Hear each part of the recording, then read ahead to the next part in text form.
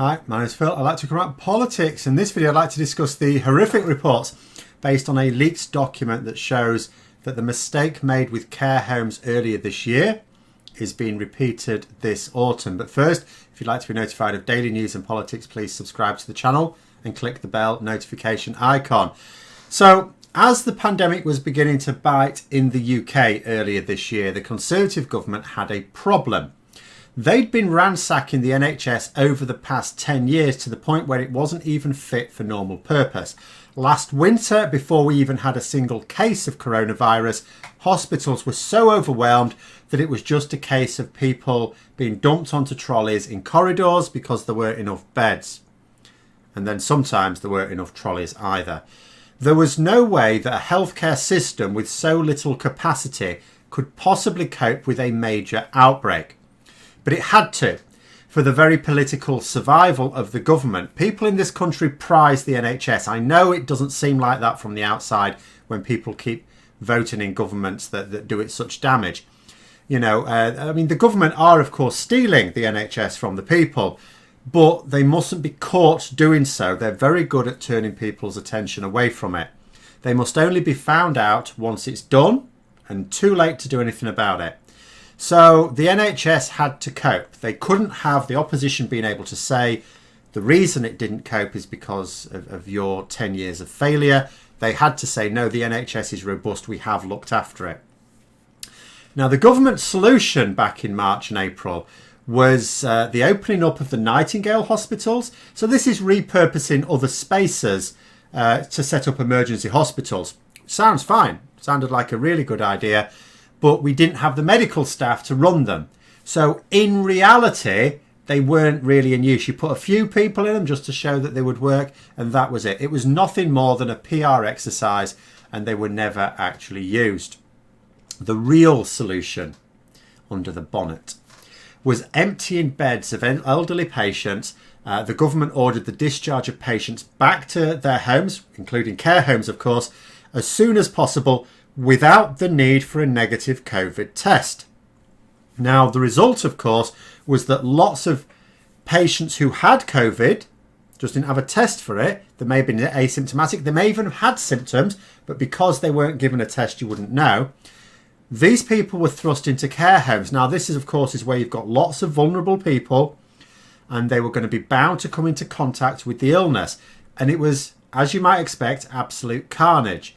And one of the more despicable acts of Boris Johnson's government, and there are plenty of despicable acts competing there. And now the same thing is happening. It should come as no surprise whatsoever, because the reason for this policy still exists now. In fact, more so. Because the NHS cannot cope with even a normal winter. Winter is coming, but a COVID winter. Now, we've seen over the past few winters that it cannot cope under just normal circumstances, normal winter flu and everything else. It certainly can't cope with a second COVID wave as well. So the government face the same problem. Beds are going to fill up, the trolleys are going to fill up, and then with COVID as well, there won't even be enough room to dump patients on the floor when that happens.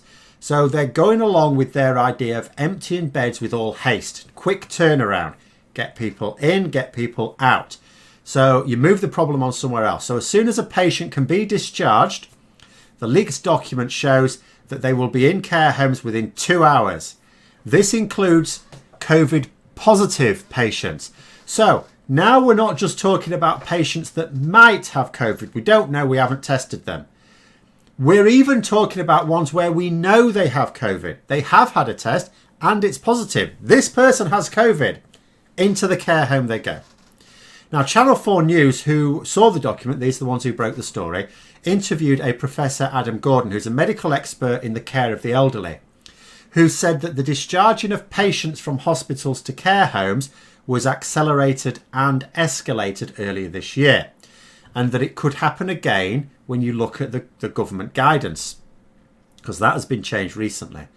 Because the guidance that said you could put people into care homes without a COVID test was eventually updated. The opposition were pointing to this. Eventually, first of all, the government said they'd changed it when they hadn't, but then they sort of had to. Well, now they've changed it again earlier this week.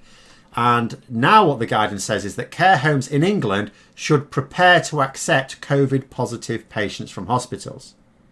This is worse than the guidance from March and April of this year. But, back then, like I said, care homes just didn't know whether their patient had COVID or not. Now they might actually know that they're taking someone in who does have it, as well as others that are unknown. And what will this do? So it passes the problem onto care homes, who will not be able to manage the situation at all. So then the government will blame the care homes, like they did before. It will also mean the unnecessary deaths of residents, of course, which the government will also not take responsibility for. And I cannot even begin to imagine how someone would feel if they have, say, an elderly friend or relative in a care home right now.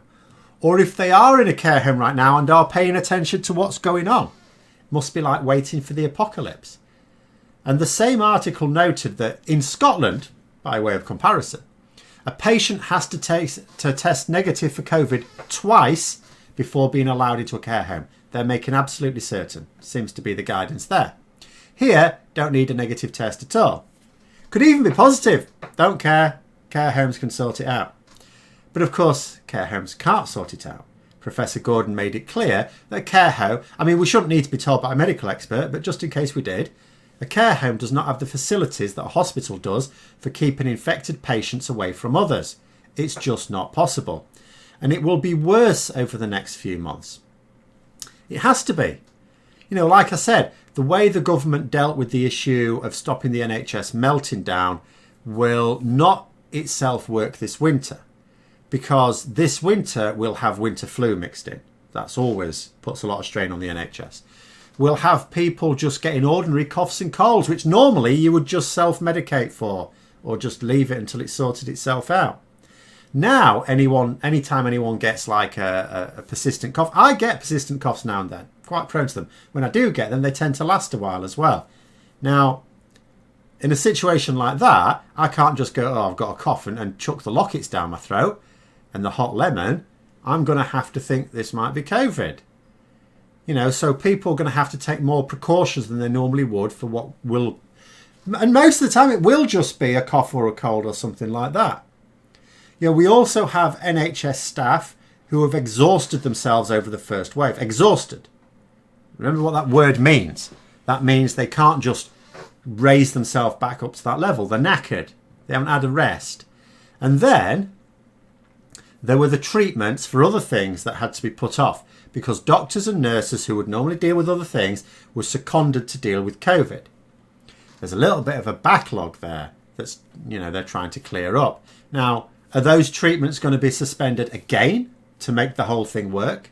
And then you might wonder, so why a care home would accept a COVID positive patient or even a patient without a negative test after the spring?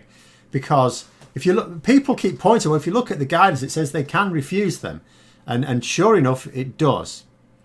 But what care home managers also say is that they are put under the most intense pressure not to. They have no real choice. Part of that pressure is the emotional pressure. Someone turns up at their doorstep with an ambulance with a frail elderly person in it. They know that just turning them away means they're going to get passed from pillar to post, and that actually could prove too much for them and that could finish them off. So there's that element to it. There's also the fact that contractual and political pressure, immense political pressure, will be placed on them by the government as well. And all of this against a background of the government promising weekly testing for care home staff, at least, that has still not materialised. And they're also promising free PPE for care home staff this winter. Not only is this needed right now, not this winter, right now, but who really believes that it will even be in place this winter, which is months away? Not while they keep on giving these lucrative contracts for PPE to companies that don't even exist. And when they do exist, don't produce PPE. And although I know why the government are doing this, they're doing it so that we don't see just how weak they've made the NHS. That's why they're doing it. and it was obvious they were doing it for that reason, just as it's obvious they're now doing it for the same reason. What I don't know is this time, how do they expect to get away with it? They did get away with it last time because they said, we were told the NHS wouldn't cope. The NHS coped there, aren't we brilliant? And people bought it. This time I don't know how they're going to, because we didn't cope with winter at all last year without COVID. At the time, the government told us to ignore the reports. Even, and if we saw a photo of something, that was mocked up, that was staged, that was a Labour activist. And people bought it. This time, the government will tell us to ignore those reports. How keen are people going to be to turn a blind eye just because the government tell them to this winter, I wonder? I'm not so sure. But there it is. Those are my thoughts. Let me know yours in the comments below. I hope you found the video interesting. If you did, don't forget to click the like button. And if you'd like to support the channel further, please also click the Patreon link for details. And until next time, I'll see you later.